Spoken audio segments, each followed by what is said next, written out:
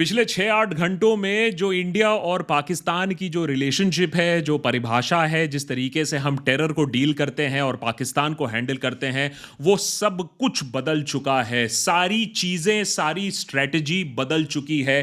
पिछले 6-8 घंटों में जो रेड लाइंस हैं, वो कंप्लीटली रीड्रॉ हो चुकी हैं। उसके बारे में भी बात करना बहुत ज़रूरी है।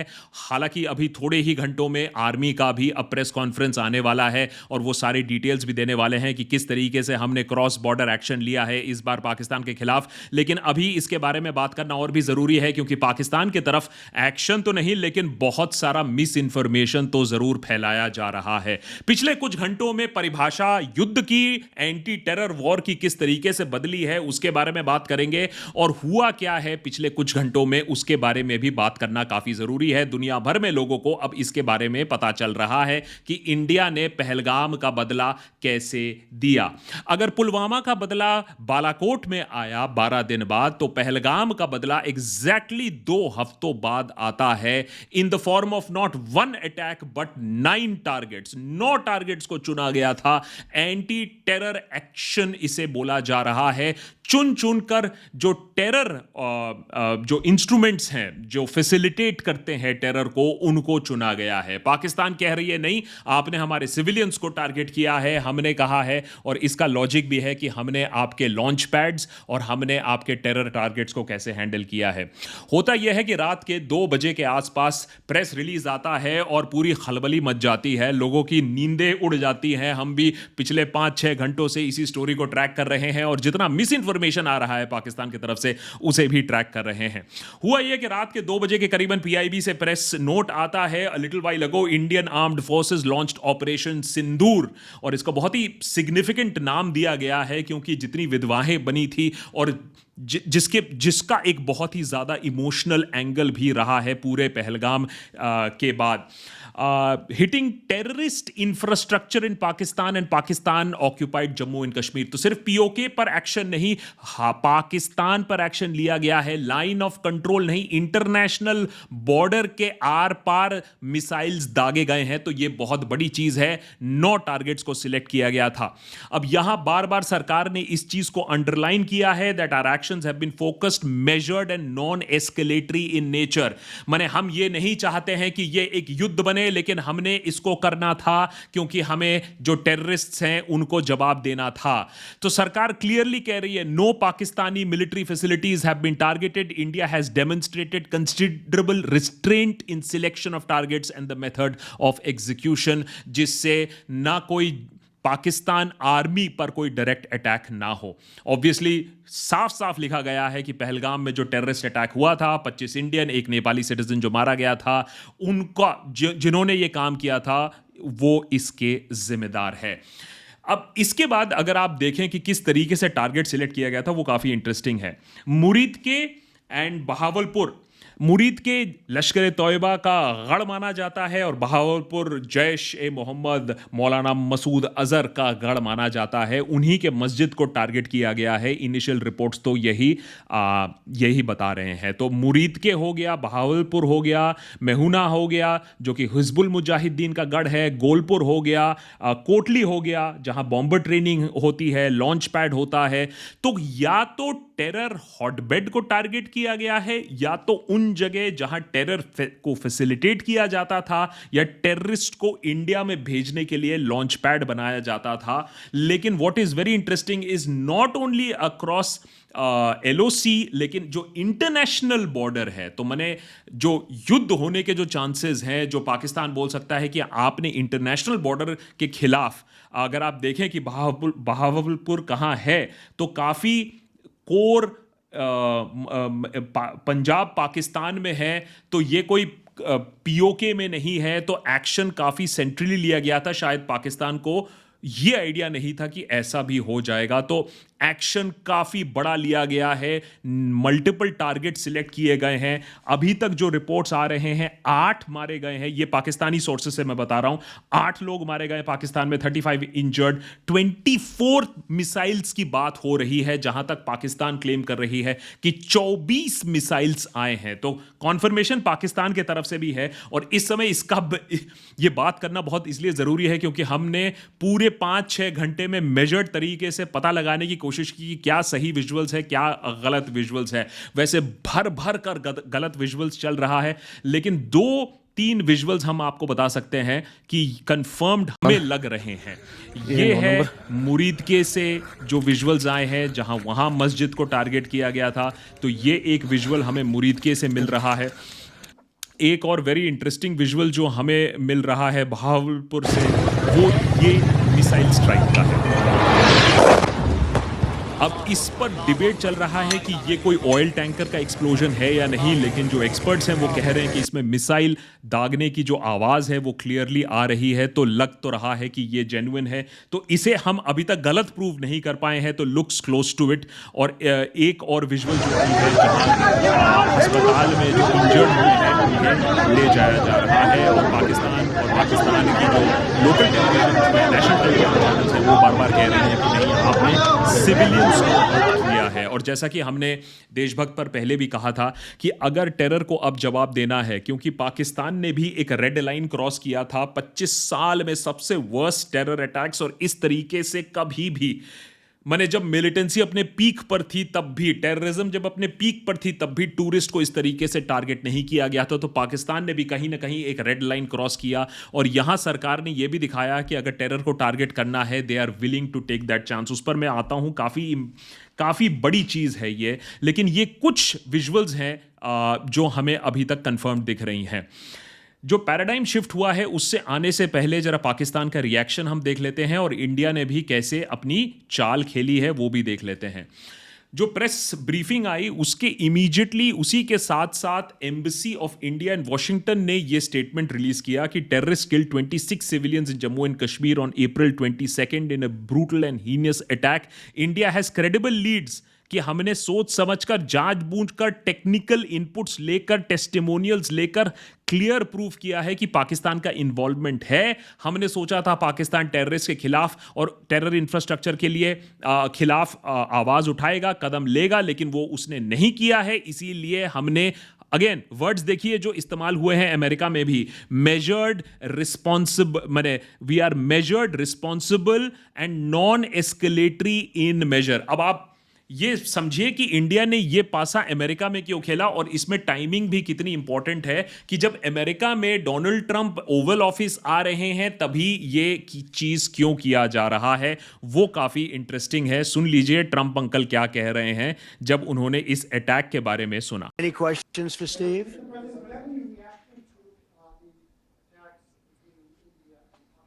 No, it's a shame. We just heard about it just as we were walking in the doors of the Oval. Just heard about it. I guess people knew something was going to happen based on a little bit of the past. They've been fighting for a long time. You know, they've been fighting for many, many decades.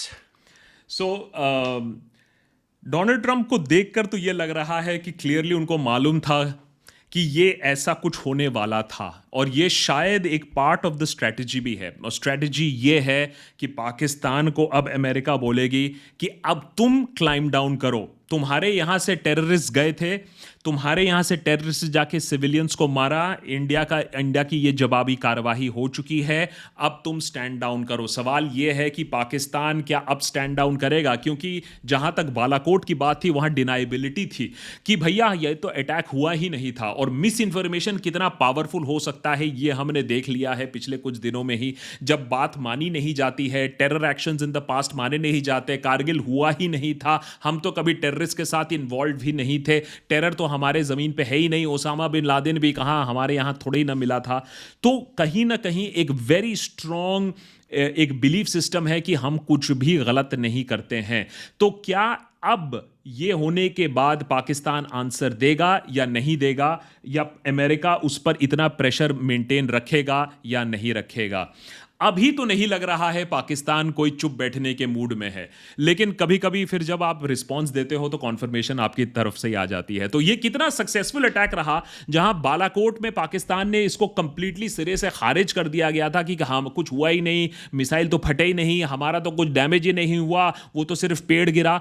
इस बार बौखलाया हुआ है Pakistan. In an unprovoked and blatant act of war, the Indian Air Force, while remaining within Indian airspace, has violated Pakistan's sovereignty using standoff weapons. इसका basic ये line बहुत important है, ये बात समझ लीजिए. ये लाइन इसलिए इंपॉर्टेंट है क्योंकि खुद ministry of foreign affairs Pakistan की कह रही है कि हमारे फाइटर्स ने लाइन ऑफ कंट्रोल क्रॉस नहीं किया था. लेकिन दूसरी तरफ पाकिस्तानी मीडिया कह रही है कि एक फाइटर नहीं, दो फाइटर नहीं, पांच फाइटर नहीं, अभी लास्ट मैंने हामिद मीर का देखा 6 फाइटर डाउन हो चुके हैं इंडिया के. अरे जब हमने आपकी लाइन ऑफ कंट्रोल क्रॉस नहीं की तो हमारे फाइटर्स कैसे मार रहे हो आप? और दूसरी चीज यह है कि स्टैंड ऑफ वेपन्स का इस्तेमाल हुआ है. माने हमारी जो टेक्निकल एबिलिटी है, हमारी जो एबिलिटी है कि पहले हमें बालाकोट के लिए पाकिस्तान के अंदर जाकर स्ट्राइक करना हो रहा है, अब रफाइल के साथ, हैमर सिस्टम्स के साथ, जो नए मिसाइल्स हैं, जो स्कैल्प मिसाइल्स हैं, उसके साथ हम पाकिस्तान से दूर रहते हुए भी हवाई हमला कर सकते हैं इंडियन एयर स्पेस में रह के, and we can strike deep into their territories. तो ये चीज़ पाकिस्तान को काफ़ी शॉक कर रही होगी. ऑल्दो पाकिस्तान कह रही है कि हमने बहुत सारे फाइटर्स ऑलरेडी गिरा कर रख दिए हैं. अब यहाँ आपको कॉन्फर्मेशन भी मिल जाता है कि मुरीदके में, बहावलपुर में, मुजफ्फराबाद में और कोटली में, तो ये तो कॉन्फर्मेशन आ रहा है पाकिस्तान की तरफ से कि अटैक्स हुए हैं. और पता नहीं क्यों उनको बहुत प्रॉब्लम हो रही है that it has also caused grave threat to commercial air traffic. तो भैया कमर्शियल एयर ट्रैफिक अगर अच्छे से चलाना था तो टेरर लॉन्च पैड्स बंद कर देते, नहीं चलाते.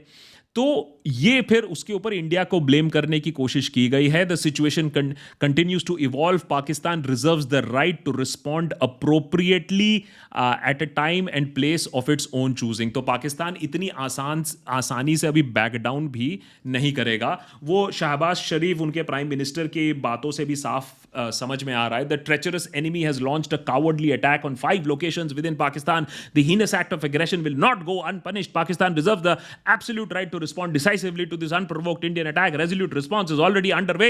The entire nation stands united. Armed forces, the entire nation stands united behind its armed forces. आदि तो प्रॉब्लम यही है सर. आप लोग हमेशा behind the armed forces stand कर रहे हो. आर्म्ड फोर्सेस उल्टा सीधा काम कर दे रही है. आर्म्ड फोर्सेस को ही तो कंट्रोल करने की जरूरत है. जनरल मुनीर को थोड़ा आप कंट्रोल कर लेते हो, उनके बिहाइंड स्टैंड कर जाते हो. जनरल मुनीर से उल्टा सीधा काम कर लेते हैं, अपनी पकड़ और तेज बना देंगे. सवाल यह है कि ऑब्वियसली पाकिस्तान अब क्या करेगा. दूसरा जो मैंने कहा, पैराडाइम शिफ्ट कैसे है. पैराडाइम शिफ्ट इसलिए है क्योंकि बालाकोट में जब हमने सर्जिकल स्ट्राइक किया तो हमने एक स्ट्राइक किया और पाकिस्तान ने उसको कुछ सिरे से खारिज कर दिया. हमने सोचा कि हम सिर्फ टेरर लॉन्च पैड पर और टेररिस्ट पर करेंगे, सिविलियन कैजुअलिटीज नहीं होनी चाहिए. तो हमने बहुत सोच समझ के बालाकोट को चूज किया था, जो कि बहुत ही डिफिकल्ट टारगेट था. इस बार जब पहलगाम में सिविलियंस को आपने मारा, आपने इजी टारगेट चूज किया, तो कहीं ना कहीं हमने भी सोचा है, हमारी आर्मी, हमारे सरकार ने भी एक कॉल लिया है कि हम भी फिर clear, easy and loud targets choose करेंगे. और इसीलिए इस बार मोबाइल फोन फुटेज अब धीरे धीरे बाहर आने लगे हैं और रात के 2 बजे भी आने लगे थे कि इस बार आप अटैक को डिनाई नहीं कर सकते हो. तो और जहां तक रही सिविलियंस की डेथ, वो तो कभी भी अच्छी बात नहीं है. लेकिन जब पाकिस्तानी टेररिस्ट ने ये रूबिकॉन क्रॉस कर दिया था कि वो सिविलियंस को भी मार देंगे, तो कोलैटरल डैमेज इज एक्सेप्टेबल. हमने अपने पहले एपिसोड से और पिछले 5-6 एपिसोड्स में बोलते आए हैं कि अगर अब एक्शन आप लोगे पाकिस्तान के खिलाफ, it has to be a disproportionate action.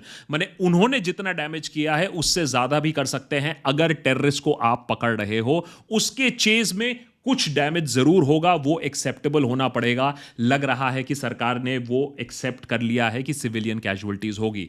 लेकिन इससे भी बड़ी चीज है, पैराडाइम शिफ्ट इसलिए है क्योंकि अभी तक हमने उरी के बाद बोला कि ठीक है, हम थोड़ा सा सर्जिकल स्ट्राइक जाकर अपने फोर्सेस इंसर्ट करके टेरर लॉन्च पैड्स को अटैक करेंगे. उसके बाद हमने बोला कि अच्छा, बालाकोट में जाकर हम पूरी डीप इनसाइड पाकिस्तान जाकर टेरर फैक्ट्री को ही हम निस्त नाबूद कर देंगे. लेकिन अब क्या हम अब ये देखेंगे, और बोला जा रहा है कि ये इकलौता अटैक नहीं है, इसके बाद और भी अटैक्स आएंगे. तो इसका मतलब है जहां भी कहां भी पाकिस्तानी टेररिस्ट होगा तो हम उसके पीछे जाएंगे. याद रखिए, मौलाना मसूद अजहर को देखा गया था बहावलपुर में ही कुछ ही दिन पहले।